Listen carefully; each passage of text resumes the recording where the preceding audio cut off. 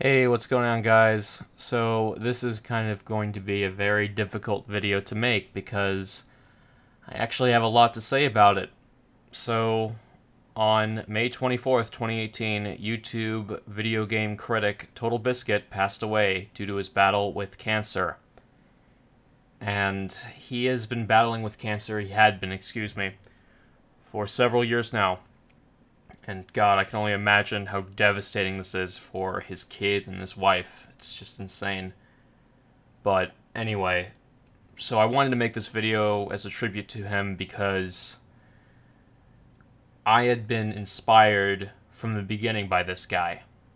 I remember really in the early days of YouTube, you would see people like, Egoraptor for animation and Angry Video Game Nerd for these live action shorts, and they had so much talent into these little short things they did. And I thought, I could never do that. I could never do YouTube and make money off that. That's insane. That's so much work. But I really wanted to get into, for lack of a better word, the YouTube money train. I wanted to get into this, as a job, and it never really ended up working out. But I'm glad I had the ride that I did. But anyway, so one point, I was playing World of Warcraft with a friend of mine.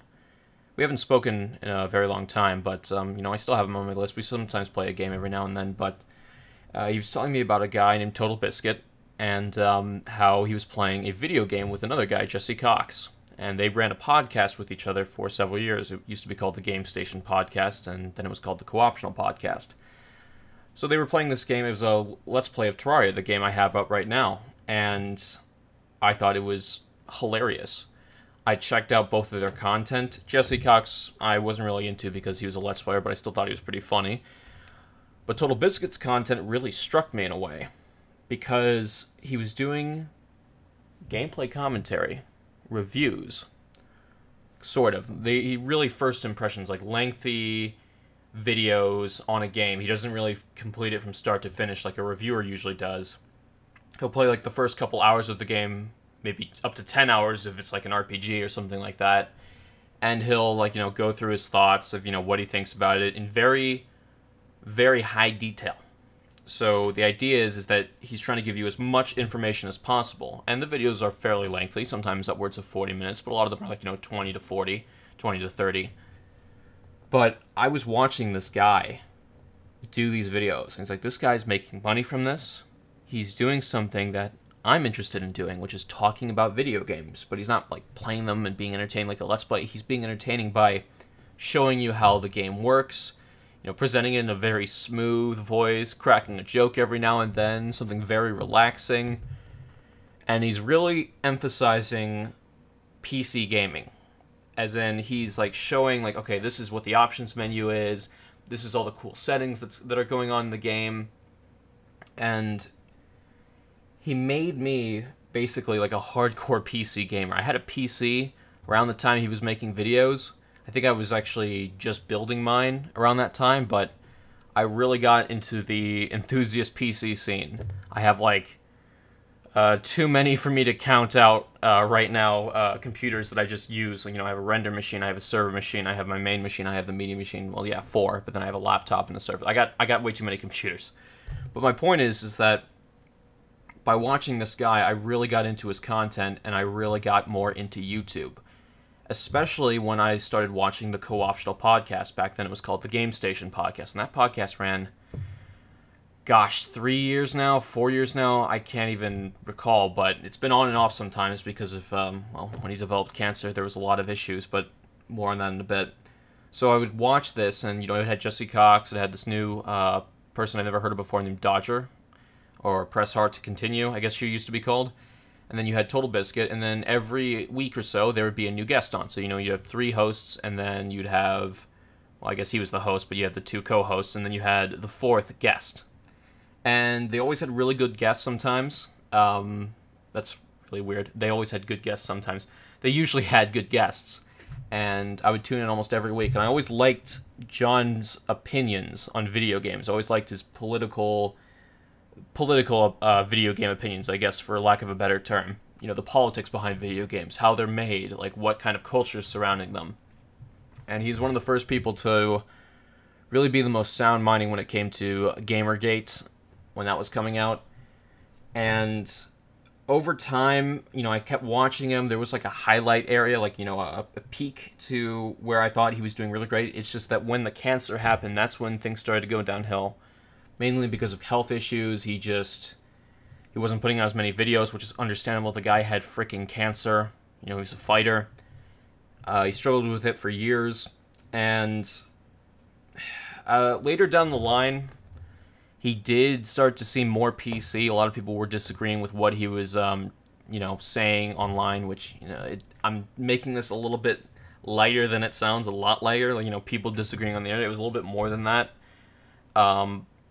I won't get too much into it because, I don't want to insult the guy or bring this crap up because, I'm trying to honor him and not, shit on his legacy.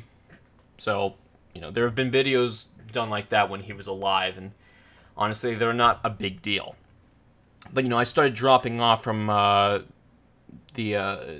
podcast, from his videos. I still watched every now and then, if I wanted some gaming news within the 3-hour time span he did.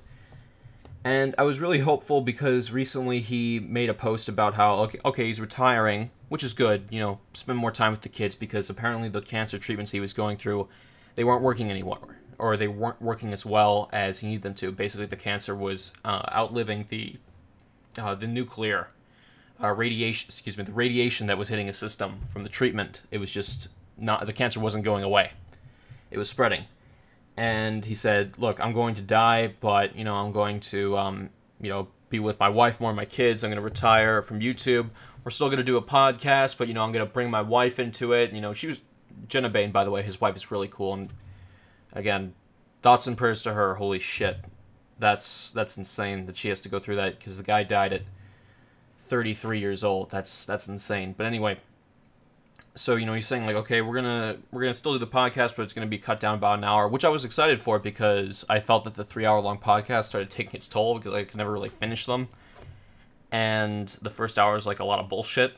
It was just talking about what have they been playing with this week, which was my least favorite part of the show, honestly. I really liked it when they talked about news and gave their opinions, and when they disagreed with each other, I really liked that because sometimes I would think, like, oh, you know what? Totalbiscuit, usually, I'm agreeing with him, but Jesse Cox, this time, he's got a really nice point. So I like it if you're ever starting a podcast about debate and talking about, things that, people will disagree on, which is, how it should work. You're a human. You're going to disagree with other humans. Not everyone's going to be the same person. Try to find co-hosts that will be not necessarily contrarian, but definitely people who will have a more diverse set of opinions or people who come from different backgrounds. Because you can always make lively and interesting debate. Then again, a lot of podcasts end because, well, people just shout at each other and just eventually grow to hate each other because they have very different personalities. I think biggest problem in the universe, that thing blew up really badly. But anyway, it's really sad because I've been watching this guy for close to a decade now, and I really enjoyed his content. It started with the Terraria Let's Plays, then it went to the WTF Is, and I got all my information on a lot of games. I played a lot of really good ones from him. And I think one of the biggest things a lot of people respect him for is that he covered so many indie games. He gave a lot of attention to smaller developers who really needed it. His videos on the Humble Bundle games, even when, he was still small and he could have been reviewing, Call of Duty or Battlefield or something like that. He didn't. He was reviewing a lot of smaller indie games. And it got them a ton of exposure. I know one particular, and comes to mind right off, I was just about to think, but it just came into my mind. FTL Faster Than Light.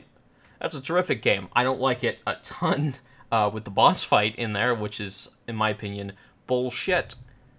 But it's still a great video game. I put about over 30 hours into that game, and I haven't gotten into the expansion yet. Super Meat Boy is a good example. Awesome Knots. That was a killer game when it came to PC because it was on consoles first, I believe, and got launched on PC. And he had his own character in that. That's another thing. He's gonna be immortalized in the internet. It's gonna be kind of weird to see, unfortunately, all these people that we're gonna grow up with on YouTube. All these backlogs of videos, more content than, you have musicians that die, and they're immortalized on, CDs and, digitized versions online, but you have thousands upon thousands of hours of these people talking online or doing stuff online, and it's just so surreal to see that he's gone now. It's really surreal. I'm never going to hear his voice again. I mean, I will in the videos, but I'm never going to hear, him talk about his thoughts on a Call of Duty Black Ops 4. I'm never going to hear, anything. It's kind of selfish for me to say it like that. I don't know why, but it's just really heart-wrenching, and I can only imagine what his family's going through. Cancer is just fucking the worst shit. I know my grandfather, my dad said he fought cancer for like it's in the war, right? My grandfather fought cancer for like 14 years, some kind of weird prostate cancer that was like eating away at him. And I think he could have actually lived a little bit longer, but he had like an accident earlier on in his life where he had to replace something in his body, and he had two options for the replacement. It was like this weird iron lung or something like that, but it was basically either something made out of metal or something made out of pig skin. And he chose the metal one because if he chose the pig one, then he would have to get surgery for it to be replaced again in a couple of years. So he chose the metal one. It was more expensive. But then when they were trying to operate on him to get rid of the prostate cancer, or just cut around, I don't know. I'm not too familiar with it. I'm kind of rambling now, but what happened was that piece of metal inside him was too difficult to deal with. Too difficult to remove and, try to get to all the cancer cells. So that's actually why he died. It just fucking sucks. It really does. Cancer's... And, that's, to be expected with my grandfather.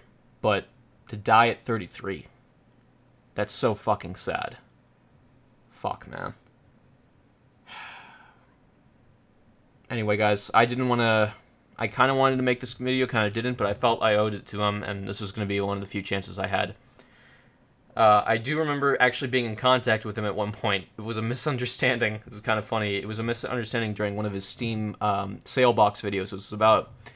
He was talking about, I think, one of the Assassin's Creed games, and he was saying how, yeah, the combat in it's not very good or whatever. It's just like all the other Assassin's Creed games. I don't know, something a little bit offhanded like that. And then someone said, "Oh yeah, you're totally wrong. The Assassin's Creed games, they're nothing like, they're totally fine. Don't ignore this guy."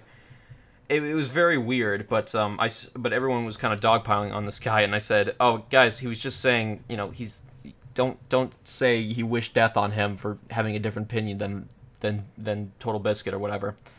And then I had like an argument with Totalbiscuit out of like some weird misunderstanding. That was like the only time I've actually talked to the guy. It just feels a little bit weird sharing that. It's like totally out of context. The internet can really connect you with people that you'd never thought you would connect with in a million years, even if it was like out of sarcasm and a giant mistake. I wish I could find that comment because I'd frame that, because I when I got the reply, I'm like, I'm getting a lot of responses to this comment. What did I say? And then I just see Totalbiscuit replying to it, and I'm like, oh shit, Senpai noticed me. But yeah, it was very weird. But god damn it. I really don't know how to end this video, but hey, I just say if you're never gonna be seeing this, but thank you, man. Thank you so much. You've let me on this wild YouTube ride. You've gotten me into PC gaming more so than I ever thought before. I'm doing commentary. And, I never really made it big with this stuff. I got a new PC out of some of the YouTube checks. I got, a lot of experience. But, nothing really ever came with it. But I'm glad that I had this really cool ride. And I'm glad I was there to watch your videos, man. You're an inspiration to us all. Thank you so much. Alright, guys. I'll see you next time. I'm out.